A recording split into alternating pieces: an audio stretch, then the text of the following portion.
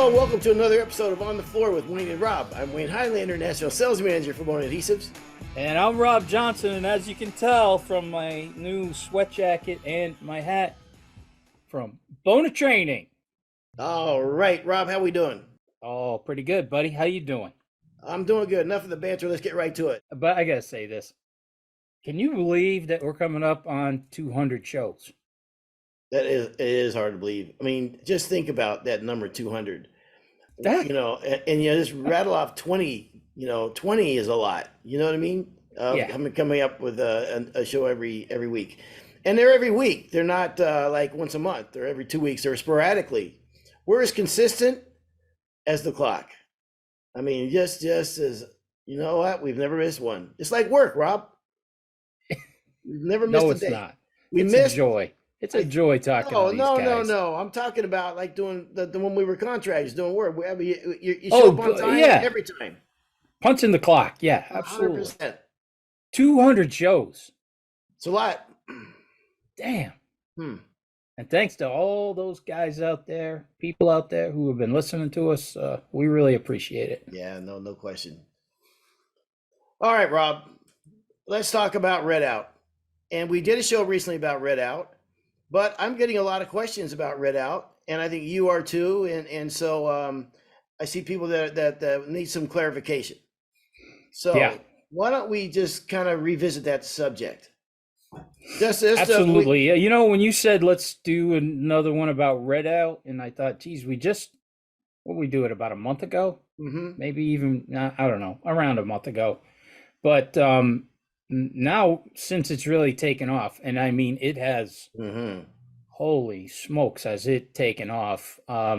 We are getting more and more questions every day about this. So let's dive into it, bud. Yep. So we won't go over what the product does, and we already kind of talked about what Red Out does. If you haven't listened to that episode, then you just go back a few episodes. We talk about taking the red out of red oak and those type of things. But some of the questions I've gotten is the application. We say in our directions, you roll it out with a roller, whatever. You brought this to my attention that you see a lot of guys using Water Whiz, the Water Whiz tool, that they feel like they have more control over it, and they like that better.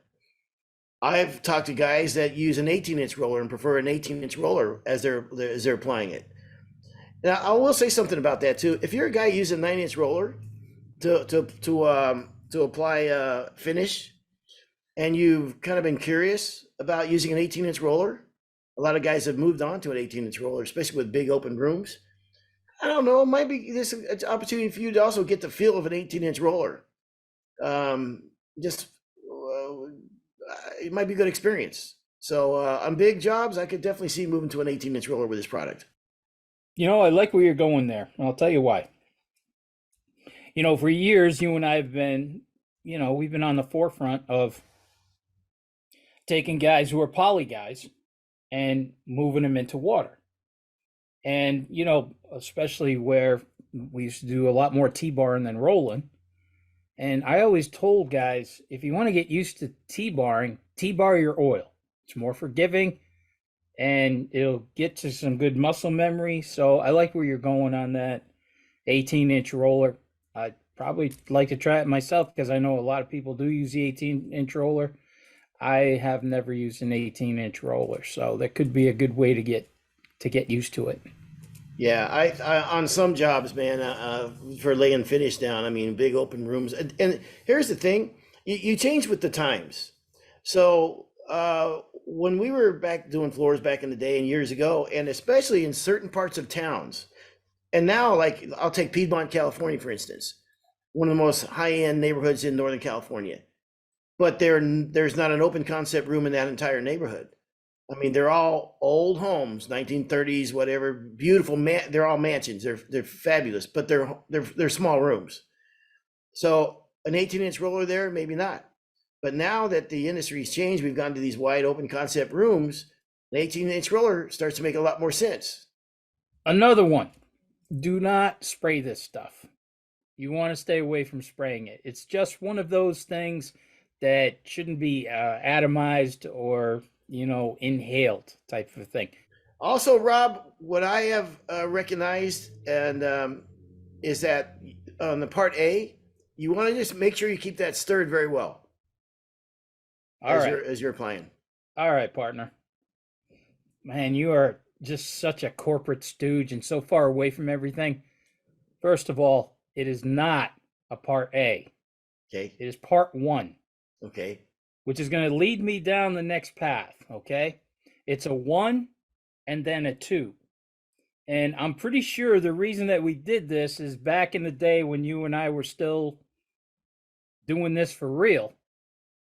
There was a product out there that we used to bleach floors with. I forget the name of it, and it had an A and a B, and you mixed it together. Did it rhyme with wood coat? I have no idea. I remember it was in a red and gold box or something. Yeah. Okay. Mm-hmm. But I think that's why Bona went with calling it a 1 and a 2, like a first step and a second step, because I'm glad you said A and B, because that's going to lead me into the next thing I want to talk about is I have a lot of guys calling saying, do I mix the two together? Okay. You do not mix the two together. And like I said, I think that's the reason that they call it a number 1 and a number 2. First step and then a second step, not an A and a B. Okay. Would it be a good idea to keep the part 1 stirred really well while you're applying it? Well, as far as that's concerned, product management said it's really not a big deal. Because yes, we've all seen some settling, but once it's mixed, you're still going to get that chemical reaction. Now, me personally, I found this bucket that I really like working out of. It's like a cross between a 5-gallon pail and a paint tray. Okay. And with that, I can constantly be mixing it because for the longest time, I did see a little settling, and I thought, oh, I got to keep this mixed. Well, when we asked product management about that, they said, no, once it's all shook and everything, that little settling, Mm-hmm. it isn't going to You can do it. create, I'm trying, I'm really trying. It's not going to create any issues, but it's still something that's what product management is saying. As far as us floor guys, I'm going to want to keep it all mixed, and I found that little tray that it's a patray. What you're talking, it's like a paint. It's like a bucket in a pail in a tray. Yeah, or it's more like a big tray. And the thing I liked about it, I mean, it hold a few gallons, but it also has like an insert for 50 cents, so you can just throw them away. You don't have to clean anything, just throw the stuff away. But I'm with you. I definitely wanted that stuff to stay mixed, so I was constantly remixing it. But according to product management, it wasn't that big an issue. Okay. And so you put part 1 down. You wait at least 15 minutes, but sometimes the floor still may look a little funky after 15 minutes, or it may look still damp, but as long as you wait 15 minutes, you're good, correct? And go. 15 minutes is the absolute minimum. Okay. I've been telling everybody, give it a half hour. Yeah, fair enough. Give it a half hour so we have a good, you want to get a good chemical reaction with that A. Okay. Can you wait too long? Yes. Okay. Yeah. I mean, you don't want to wait hours, Okay. You want to be cup of coffee type thing. Yeah. Okay. Couple of calls, cup of coffee, or whatever, but you don't want to let this thing sit for hours. Okay. Good stuff. All right. Well, that's all the questions and everything that I've been getting over the last few weeks since we did the podcast. Anything else on your end? Yeah, we have a ton of people wanting to know how it's going to look on other species. Mm-hmm. Okay. And the crazy part is, like, let's use an example. There is tons and tons of Brazilian cherry around New Jersey and Metro New York. Mm-hmm. Okay. They went crazy with it back in the 90s. So now the big question is can you get the red out of the Brazilian cherry? Well, we put it on some Brazilian cherry, and Wayne, it was the prettiest light brown color you ever saw. It was beautiful, huh? How do you know that? Because we did it. Okay, that I ever saw. Just kidding. You can edit that out. Anyways, So it took. wait. Okay. So that's what I saw Okay. on the floor that we did. Okay. Now, once I threw that out there during the meeting we had with Bona with some of the TMs and guys who have been using it in product management, it was all over the place with Brazilian cherry. Some people said, yeah, mine turned great. It looked beautiful. Other guys are saying, ugliest thing I ever saw in my life. It turned orange. It did this. It did that. So, as far as species specific here, I will tell you one thing. I mean, like I said, I saw it look great on Brazilian cherry. Other people said, geez, it looked like hell when I did it on Brazilian cherry. But everybody agreed so far that on white oak, it just turns it green. So unless you're looking for a green floor, don't put this on white oak because, well, look, I shouldn't say don't put it on there. Chemically, you can put it on there. I'm just saying what it looked like when we put it on there. Okay. And I heard other guys in that meeting say the same thing. Yeah, on white oak, it just turned, wicked green. Yeah, it's not really. I mean, it's we went after red oak with this primarily. This Exactly, and of Yeah. course, like we always say, we bring something out, and then everybody starts using it. And what's it going to be good for? What can I get? Everybody's always looking to get something. Everybody looking for the next iron acetate type of a deal. And so we've had a lot of people experimenting with this on different different species and everything. So all I can say, if you're going to do something like that, like Wayne just said, it's made for red oak. It's made to take the red out of red oak.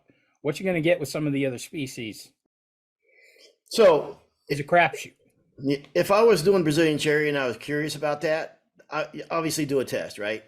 Oh Do a my test God. area, Yeah, absolutely. Yeah. Because I when I saw it on the Brazilian cherry we did, I'm like, holy crap, this is going to be, we're going to do this on every Brazilian cherry job, until I heard other guys saying, oh no, it was so. So the challenge with that is, okay, I'm bidding a job. Homeowner says, gosh, I hate the red in that Brazilian cherry. I'd like to get rid of it. And you're thinking, well, red out might do it, but then again, it may not. And you're not gonna be able to find out until you test an area. Oh, right? you got to Right? test an area, right? Yeah. It's the Okay. same thing for American cherry. But I'd want the customers to know that, our customers to know that up front, the contractor, right? Yes. I mean, so yeah, so okay. And I it could be beauty is in the eye of the beholder type thing too. What one guy says it looks great, another guy may not like it as much. And during that meeting, I didn't want to split hairs, but what somebody was calling orange, I could have been calling light brown on the Brazilian cherry. I thought it was a great look. Okay. But like I said, that was just on the one floor that we did, not, Okay.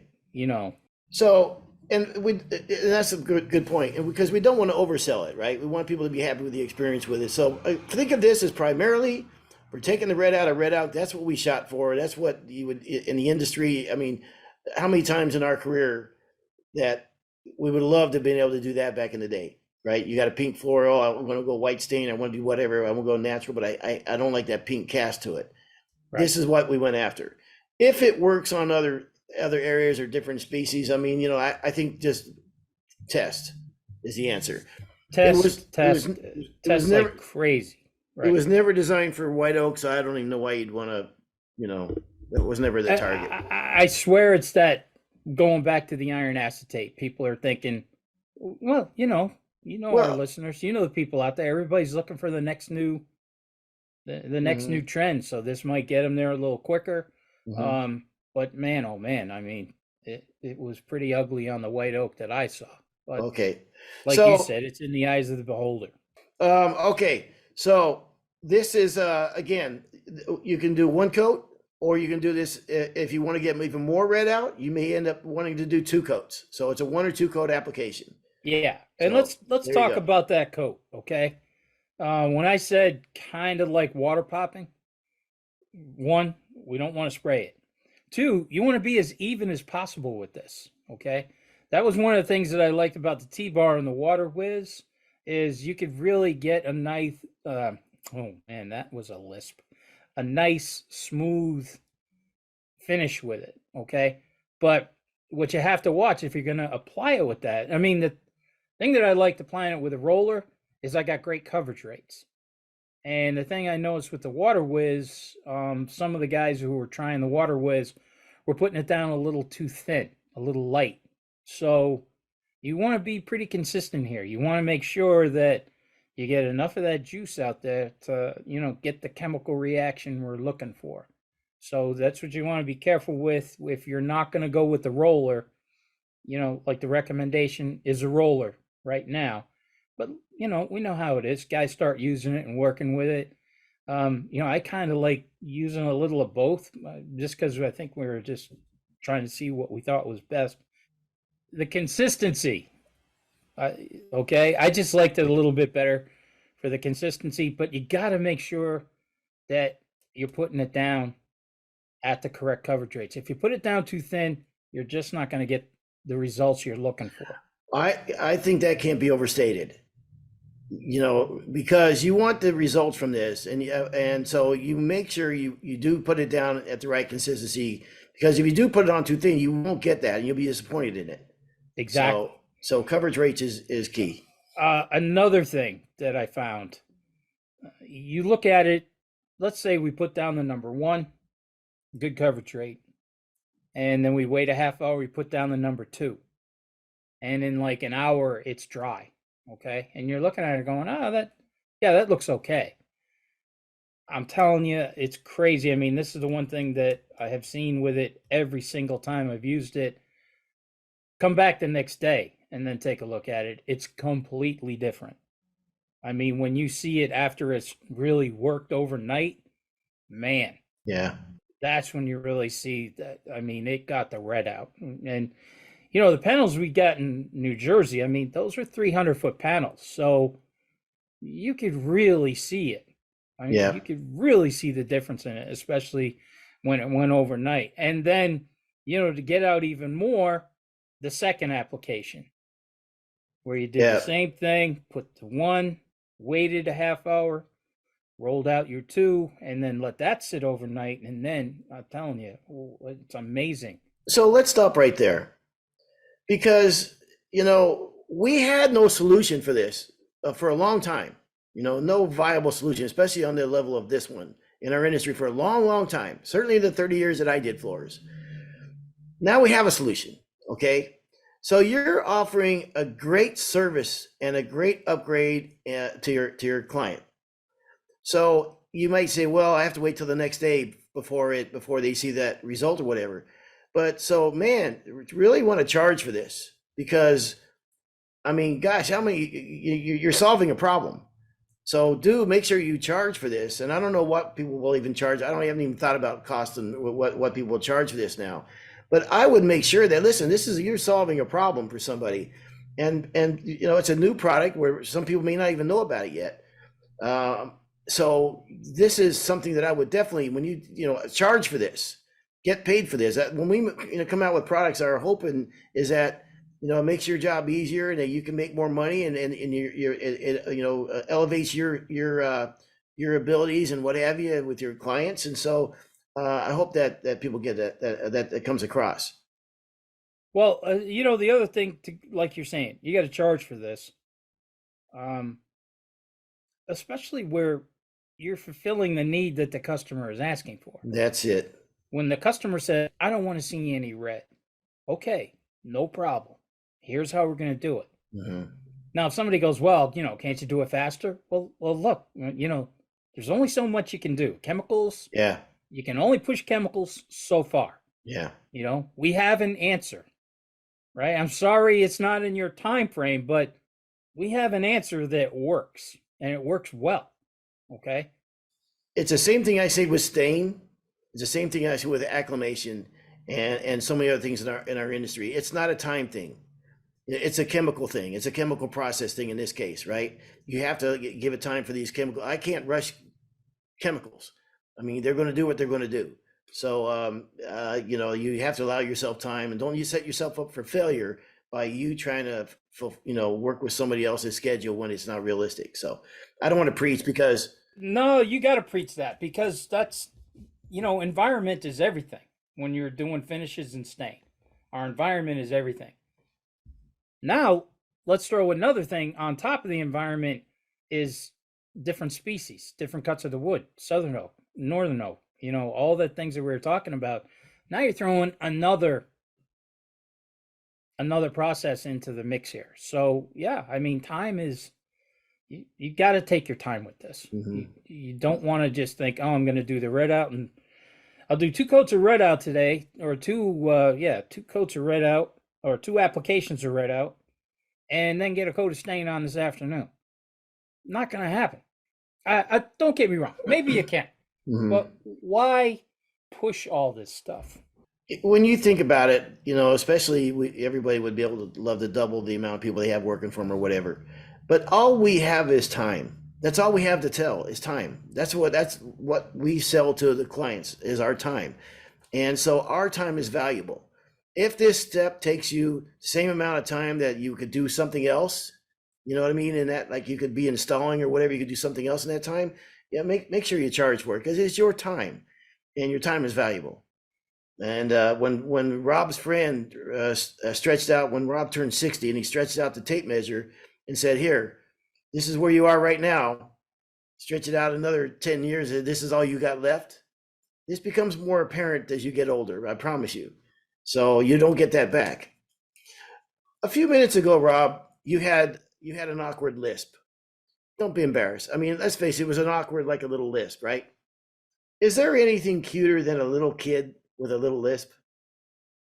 You know what I mean? Isn't that the cutest little thing? My youngest grandson, Loden, has the funniest lisp you've ever heard.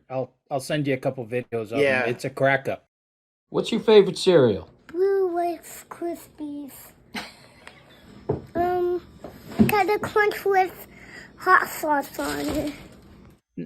That's when he was 2 and 3 years old. So now he's been working on his parents have been working on his speech and everything, and he's starting to lose it. Wow. And Pauline and I are like, I kind of miss that. Yeah. I kind of miss that. I have it because of the operation on my lip. The cancer took a chunk out of my lip, and every once in a while, I can. Maybe on YouTube we can circle your lip and highlight it for the viewers. I could send you the right after the operation picture. That was pretty gross. Yeah, cool. When I was a kid living in Kentucky, my mom and I were in Lexington, Kentucky. We were lost. She was driving. She was frustrated. We couldn't find our way back home or whatever. So she pulled into a gas station, like real quick, like a Richard Petty, like a pit stop, right? And she goes, ask this clown, how do you get to highway, whatever it was. I can't remember what road it was on. Anyhow, she asked this clown how to get so-and-so. So I roll the window down, and the guy stands up and he's coming to the car. And I started to stutter real bad, right? There was a while there I used to stutter. And I said, and he's looking at me and he's like, come on, son, get it out. You know what I mean? And he's like, he's got one hand on his knees, goes like, come on, son. And I go, and mom goes, ah, shit. She drives off. As she's driving off, I'm leaning out the window. I'm still trying to get it out. And the guy's walking along the car for me to get it out.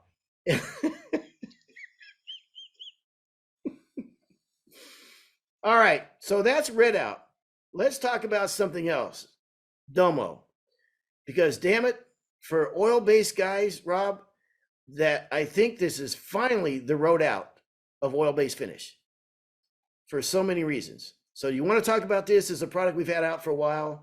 Holy smokes, man. You go back in the early days of water-based finish. And for me, it was probably 1981, 1982, somewhere back in there.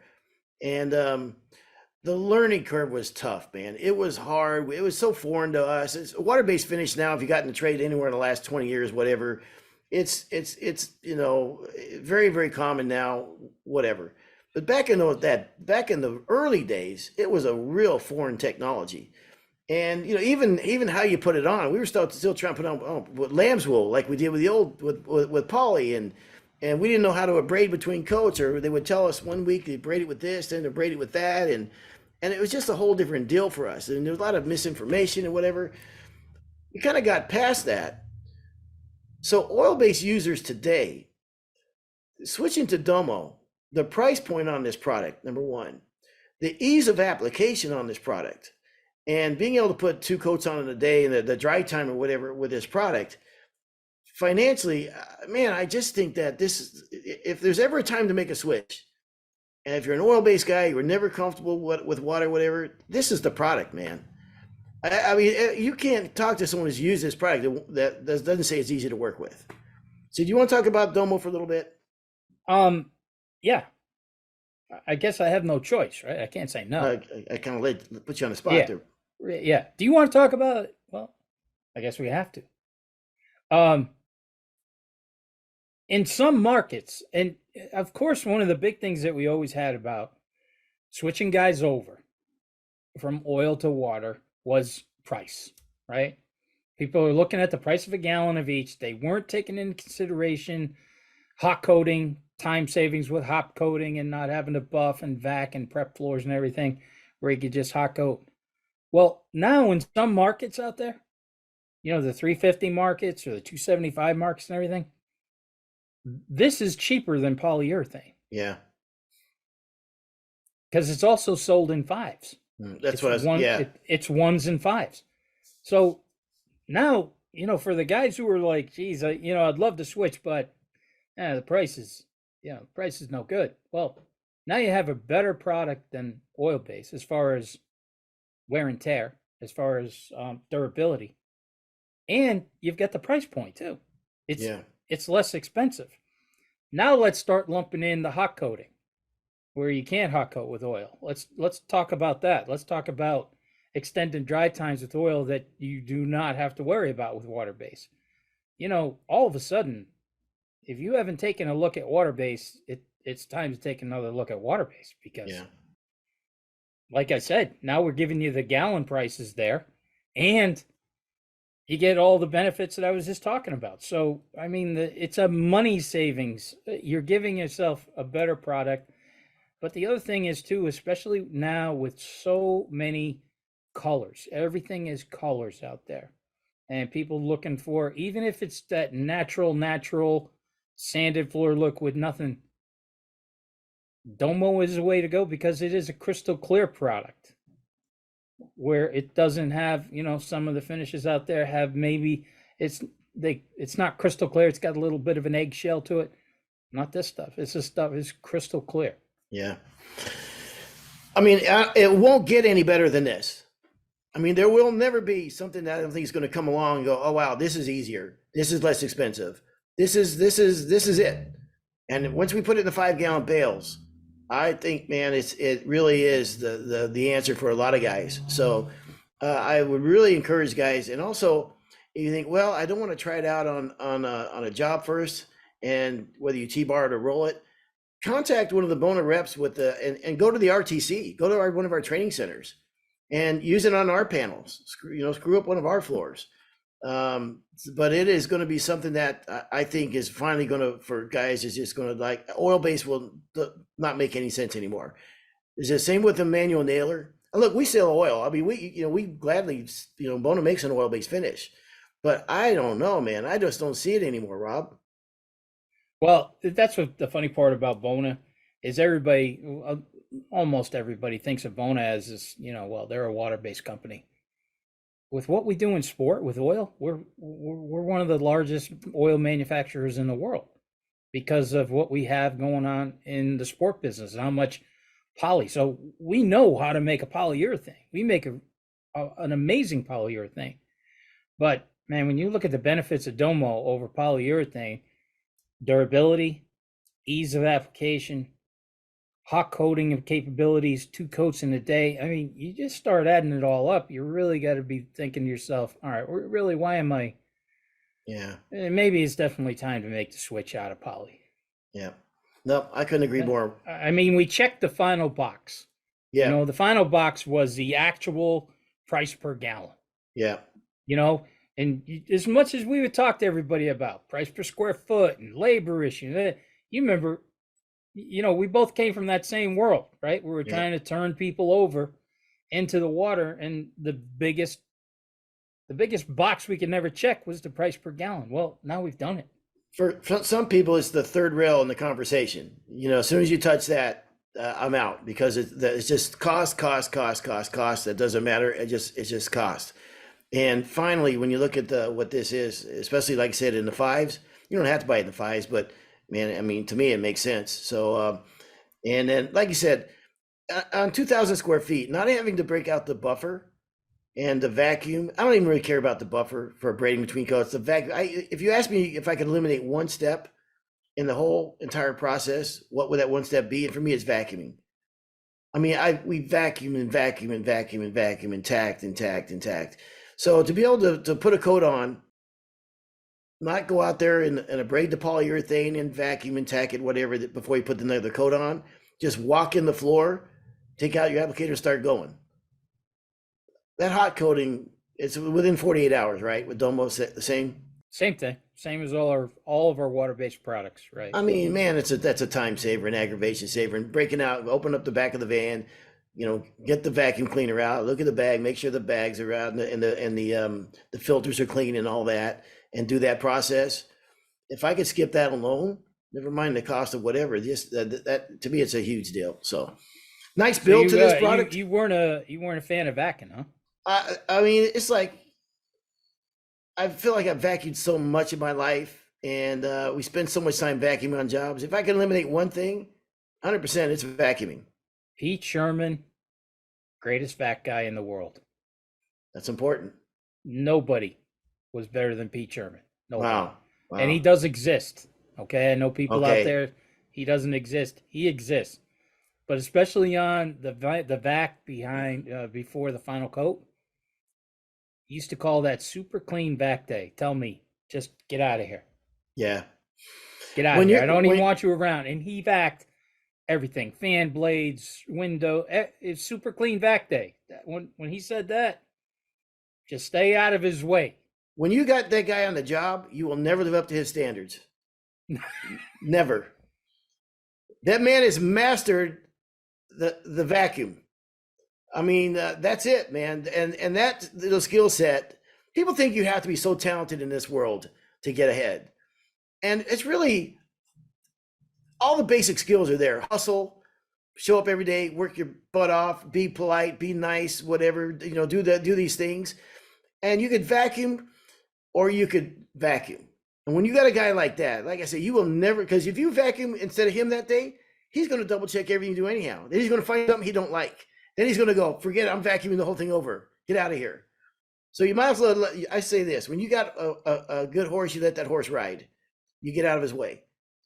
My brother, Doug, when it came to running a Kavanaugh nailer, when it came to do certain things, just let him do it, because you're not going to live up to his standards, and it doesn't make any, you just let him do his thing. You're not going to be better than him, and you don't have the patience in him. Let him do that's what he does. While he's doing that, you do something else. All right.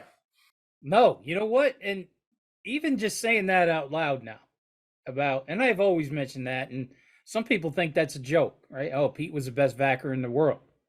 Nobody can vac. But talking that out, what did that produce for us?